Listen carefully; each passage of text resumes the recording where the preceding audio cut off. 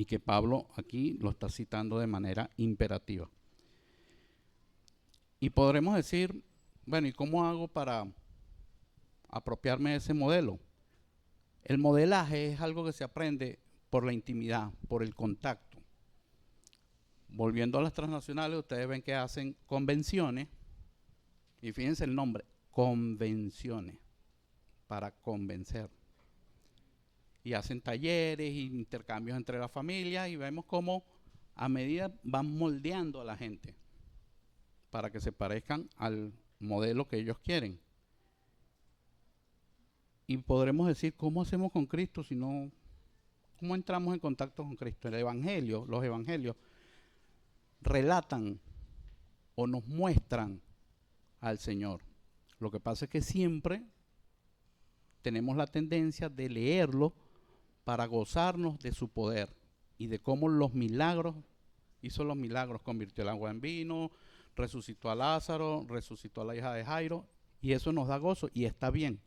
Pero también hay un hombre, un Jesús hombre que se describe en la Biblia, que se describe en los evangelios y que nos habla de cómo trataba a sus discípulos, cómo trataba a los que desconocía, cómo trataba a los adversarios y cómo enfrentaba al enemigo.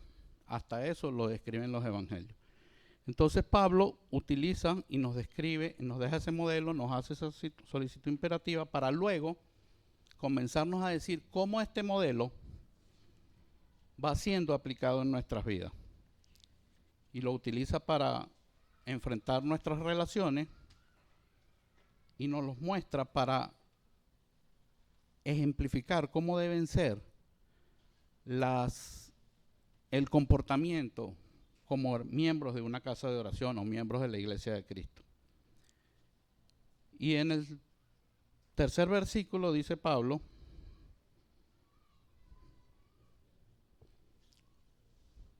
pero quiero decirles que sepáis que Cristo es la cabeza de todo varón, y el varón es la cabeza de toda mujer, y Dios es la cabeza de Cristo.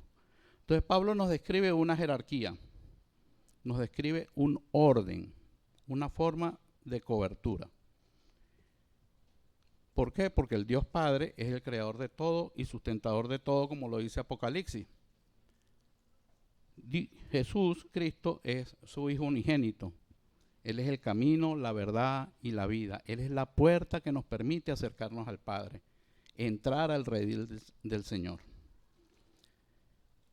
Y es a Él al que finalmente le rendimos cuenta, como decíamos al principio. También es el Señor. Pablo nos jerarquiza entre el hombre y la mujer.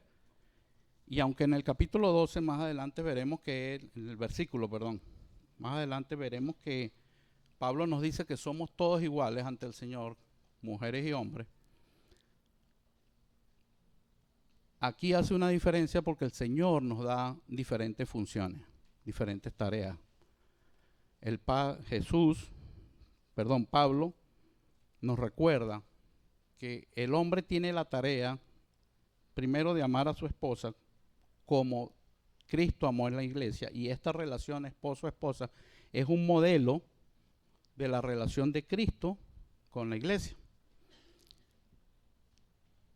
Y si el hombre no entiende el papel que desempeña delante de su esposa, frente a su esposa, entonces le será muy difícil entender la relación que nosotros, como hombres, tenemos con el Señor.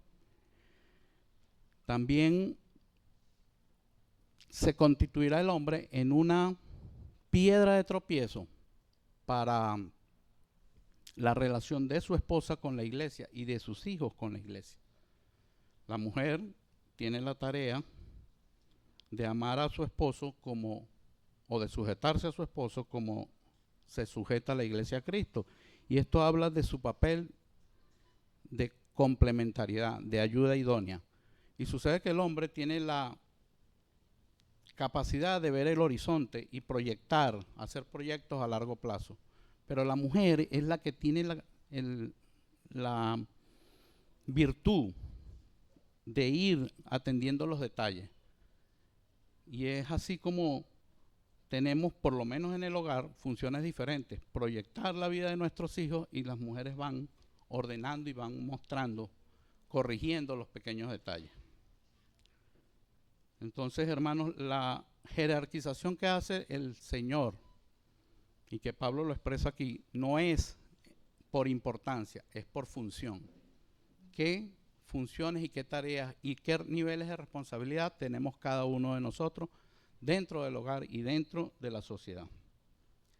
También es necesario que notemos que hay en esta jerarquización y de la cobertura que hablábamos, el Señor es el proveedor. Él es el que soporta y nos sustenta y nos guía de todo cuanto vivimos en esta tierra. Eso sí, el Señor solicitará de nosotros lo que llamamos obediencia amorosa. ¿Alguien sabe lo que es la obediencia amorosa?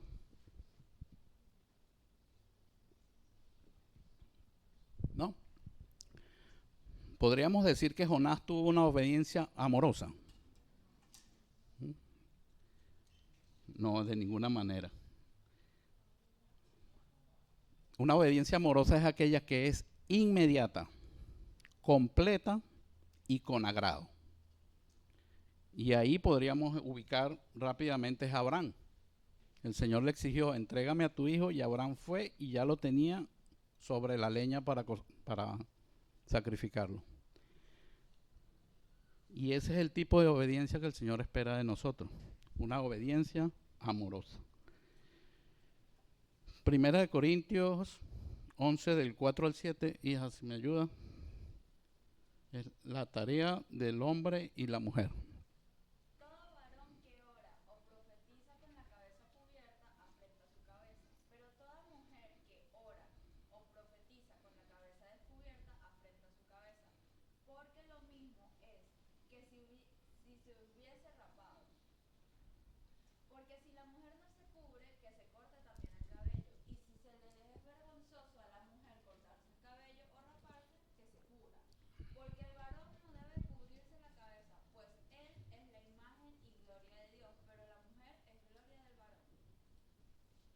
Palabra de Dios.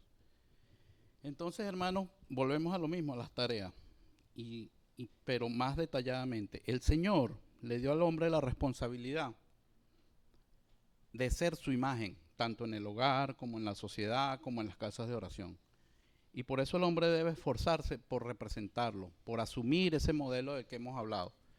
De manera que su conducta esté regida por ese modelo, por los principios y la forma como el Señor Jesucristo vivió en esta tierra. De igual manera, le da a la mujer funciones y autoridad para hablar sobre el Señor, pero hace una observación acá que se refiere a cubrirse la cabeza, y debemos recordar que Corinto era una sociedad polifacética en la que existían templos de falsos dioses, y las mujeres que estaban en las sacerdotisas vivían con su cabeza destapada o se rapaban, y ya sabemos que estas mujeres hacían favores sexuales. Entonces esa condición, al solicitar Pablo que se cubran la cabeza, esperaba que ninguna mujer de la casa de oración de Dios, del creyente en el Dios único, fuera confundida con una mujer del templo del falso Dios.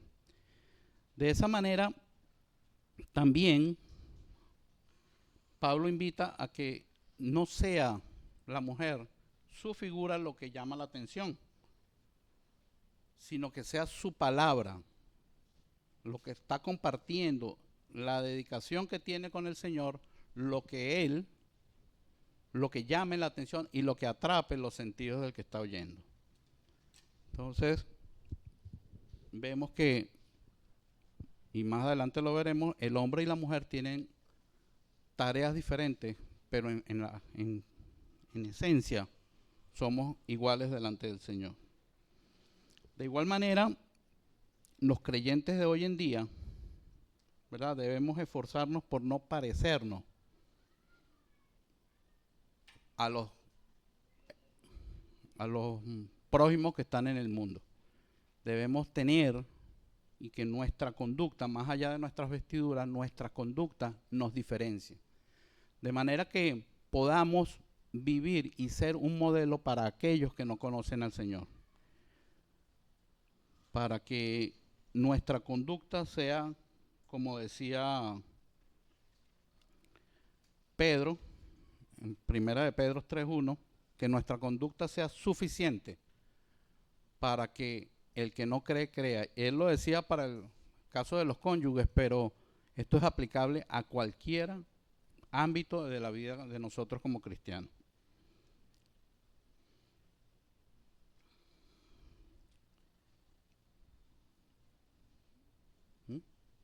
Seguimos. Me perdí. 7, 8, 15. Primera de Corintios 8:15. ¿Verdad? Y aquí entramos en lo que seremos, somos complemento o somos desastre. O sea, en el caso de la relación de la esposa con el esposo y de la sociedad en sí, la relación entre el hombre y la mujer debe ser un complemento. Y es, como ya veníamos diciendo, Pablo nuestras diferencias están en las funciones, y es precisamente en las funciones de complementariedad que nosotros como hombres, como creación, hombres y mujeres, hemos faltado al plan de Dios. El Señor nos organizó para que fuéramos complemento uno del otro. Sin embargo, en la sociedad actual, el hombre se ha empeñado o se ha desviado para entrar en una competencia del hombre con la mujer que ha degenerado en un sentido de dominación del uno sobre el otro. Y esto ha traído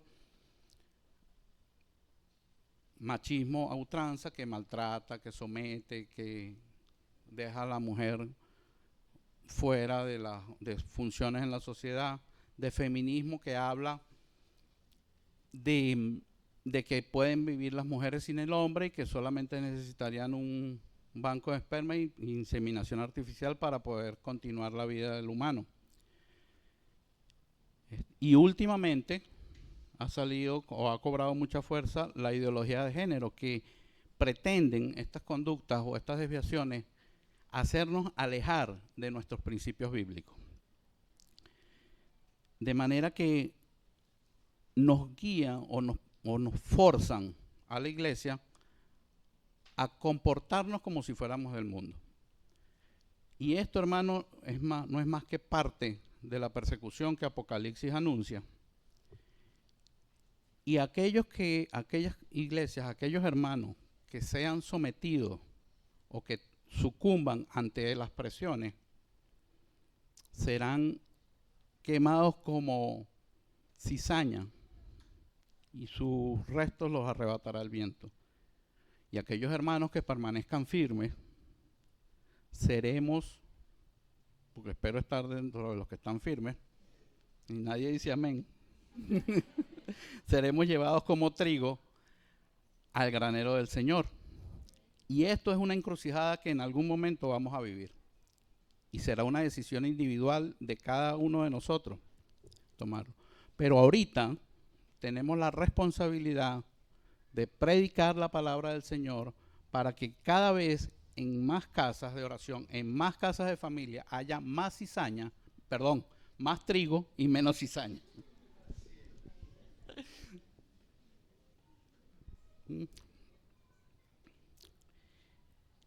En el versículo 16, quise traerlo de la versión de, no sé si el hermano lo tiene allí. Versículo 16 dice, hija.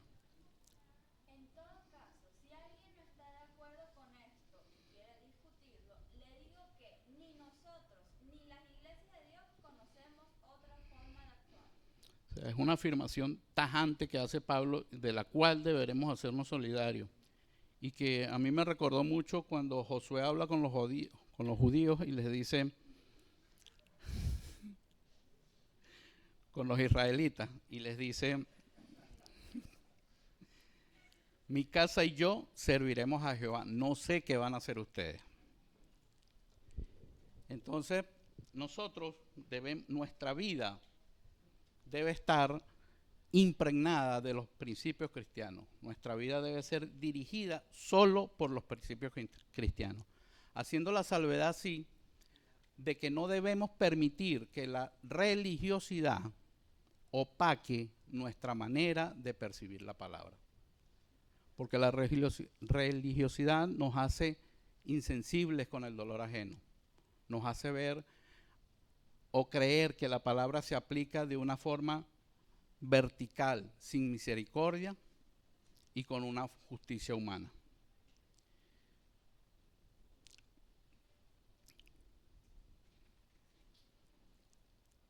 Y después Pablo entra a lo que es la cena del Señor que compartimos hoy, ¿verdad? Del versículo 11 al 19 nos presenta que establece una diferencia entre los hermanos. ¿Ya? Y Pablo nos dice que las diferencias entre nosotros son normales, que están puestas ahí y que tienen una función. Y a pesar de que los critica a ellos, porque se unían para lo malo y no para lo bueno, hace la salvedad o hace entender que es natural que haya diferencias entre nosotros. Y esos dos versículos parecieran que Pablo se contradice, pero no es así. Y quiero recordar cuando el Señor en Génesis nos hizo del polvo de la tierra y nos hizo con sus propias manos. Y se tomó la molestia de hacernos a cada uno, y no como el resto de la creación que la hizo con el verbo, hágase la luz, hágase la oscuridad, hágase el mar. A nosotros se tomó la molestia de hacernos con sus propias manos. Y esto nos dio individualidad, nos dio que somos seres únicos e irrepetibles, por más que nos parezcamos unos a otros. Sin embargo, o mejor dicho, el Señor usa esas diferencias para darnos tareas o asignarnos particulares tareas en su obra dentro de la tierra, dentro de la obra de la salvación, o sea, dentro de la tarea que tenemos que hacer de llevar, de la gran comisión, de llevar el mensaje. Pero nuestra diferencias coinciden o se suman que en una fe, que en la fe al final somos o debemos ser unidos en la fe al final de nuestro fin último, perdón, disculpan es ser unos en la fe, ¿verdad? Y así es como Efesios 4, 12 y 13. Hija. A fin de perfeccionar a los santos para la obra del ministerio, para la edificación del cuerpo de Cristo, hasta que todos lleguemos a la unidad de la fe y del conocimiento del Hijo de Dios, a un varón perfecto, a la medida de la estatura de la plenitud de Cristo. Entonces, hermanos, nuestra unidad debe trascender nuestras diferencias. Y estas diferencias servirnos para que seamos, complementarnos unos con otros, para edificarnos en las áreas en que somos débiles y el otro es fuerte. Así, debemos entender que nuestras diferencias nos deben llevar a la unión en la medida que nos vamos pareciendo más al modelo que es Cristo Jesús. Y entramos ahora en lo que es la preparación para la cena del Señor, y lo quise poner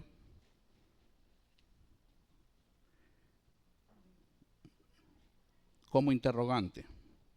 nos preparamos para la cena del Señor. Y esto es porque cuando nosotros venimos a la cena del Señor debemos entender que debemos revisar nuestra relación con los hermanos. Cómo estamos con ellos, cómo nos llevamos, cómo interactuamos.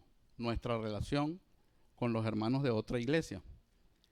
Nuestra relación con el Señor, por supuesto, y nuestra relación con aquellos que no son creyentes, porque nuestra conducta y nuestro modelo debe llamar y hacer que otros quieran ser como nosotros, mantener una relación con el Señor como la tenemos nosotros. Y mientras escribía esto recordaba a un hermano que en una discusión sobre otro tema, él se enorgullecía de haberse autoimpuesto una disciplina por 6 meses de no tomar la cena del Señor, porque guardaba en su corazón un resentimiento con otro hermano que en un negocio lo había robado. Lo que sorprendió fue que guardara un resentimiento por más de 6 meses o más. Y alguien le preguntaba, hermano, ¿y usted a qué fue llamado? ¿A perdón o a estar en disciplina? Y eso debe hacernos revisar a qué hemos sido llamados. ¿Sabemos perdonar? ¿Sabemos o reconocemos cuando nosotros en realidad hemos perdonado?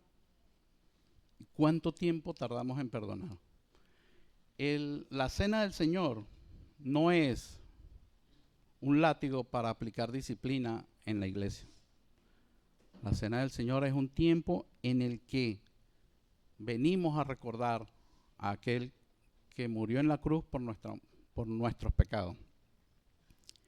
Y es un tiempo en el que debemos revisarnos y limpiar aquellas cosas que tengamos pendientes con el Señor.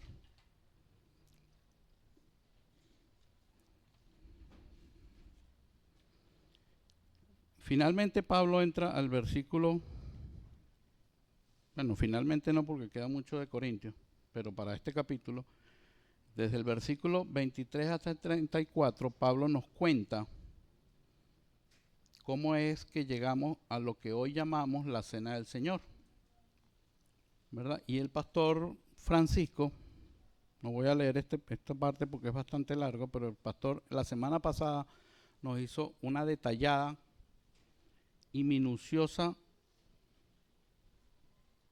recuento de cómo fue la cena del Señor y cómo el Señor Jesucristo participó en ella. También nos decía el pastor que las consecuencias de tomar indignamente esta cena, y aquí sí quiero hacer un poco de ilustración, ¿verdad? Porque creemos que la cena del Señor es solo la cena de Cristo, pero en realidad viene de mucho antes. Allá en Éxodo, capítulo 12, se nos cuenta la historia de la primera Pascua. En ese tiempo, en el capítulo 11, el Señor había decretado la muerte de los primogénitos de Egipto. Y en el capítulo 12 nos cuenta cómo debían los israelitas protegerse de la visita del ángel de la muerte. Les ordenó pintar con sangre de un cordero el marco de la puerta de su casa. Pero no era cualquier cordero. No era que iban a ir al rebaño a escoger un cordero y pintar la puerta. No. Ellos tenían que escoger un cordero, llevarlo a su casa, cuidarlo por 14 días y luego sacrificarlo, comérselo con hierbas amargas. Y esto puede sonar muy cruel, tener un animalito en la casa para después comérselo. Pero esto era necesario para que la gente pudiera y los israelitas del momento pudieran entender que su sacrificio, que su salvación, perdón, no era gratis, que una inocente murió para que ellos fueran salvos. Y ese cordero de Éxodo representa la muerte y el sacrificio del Señor Jesucristo en la cruz de los evangelios, que es quien nos salvó a nosotros y no solo a los judíos. Es por eso que cuando Juan Bautista ve venir a Jesús, le dice, Cordero de Dios que quita el pecado del mundo. Hermanos, nosotros debemos condolernos, así como los judíos le hicieron con aquel animalito, condolernos del sufrimiento de nuestro Señor Jesucristo en la cruz. Si no lo hacemos, no entendemos en su totalidad la gracia de Dios y la obra salvadora del Señor Jesús. Tenemos la tendencia de ver el sacrificio como con cierto gozo porque nos da salvación y vida eterna, y eso es verdad. Pero debemos ver la otra cara de la moneda, entender el sufrimiento y el dolor y verlo a través de los ojos de Jesús, de manera que podamos apreciar y tomar la cena del Señor con el debido respeto y con el debido honor que Él se merece. Para concluir, hermanos, quiero decirles que y traer un pasaje que yo creo que se aplica mucho a lo del modelo que hablábamos hoy. Dice Proverbios 6:7, nos dice, cuando los caminos del hombre son agradables a Dios, hasta sus enemigos los hace estar en paz con Él. Cuando nuestros caminos son agradables a Dios, hasta nuestros enemigos están en paz con nosotros. Y sucede que cuando nos apropiamos del modelo de Cristo, todos nuestros caminos son agradables al Señor. Cuando nos apropiamos del modelo de Cristo, no habrá crisis terrenal que nos haga dudar de su amor, de su misericordia y de su paz. ¿Verdad? En la medida que nos apropiamos de ese modelo, estaremos seguros que Él proveerá el pan nuestro de cada día a todas las áreas de nuestra vida. Que Él guardará nuestra salida y nuestra entrada. Que nos llevará a descansar junto a aguas de reposo. Que esperaremos en Él con paciencia, porque estamos seguros de que nos sacará del pozo cenagoso de la desesperación. Entenderemos que sus planes son mejores que los nuestros y que cuando nuestros planes no coinciden con los de Él, lo que Él haga está bien porque su voluntad es buena, agradable y perfecta. Y que solo la bendición de Jehová enriquece y no añade ninguna tristeza. Todas nuestras vidas, hermanos, debe estar impregnada, como les decía, o influenciada por los principios de Cristo, por su modelo. De manera que nuestra forma de vivir les diga a los demás, imítame a mí, que yo soy imitador de Cristo.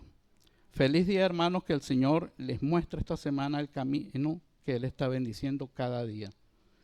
Padre, Señor Todopoderoso, Señor fiel, justo, misericordioso y bueno. Te damos gracias, Señor, porque tu amor es infinito y tus misericordias son nuevas cada mañana. Te damos gracias, Señor, porque hemos entendido que nuestro Señor Jesucristo es el camino para llegar a ti. Y que además que si aprendemos a vivir como Él vivió en la tierra, seremos y tendremos una vida reposada y tranquila. Eres tú nuestro proveedor, Señor, y descansamos en ti para todas las cosas de nuestra vida. En nombre del Señor Jesucristo te hemos pedido estas cosas y te hemos dado las gracias. Amén y amén.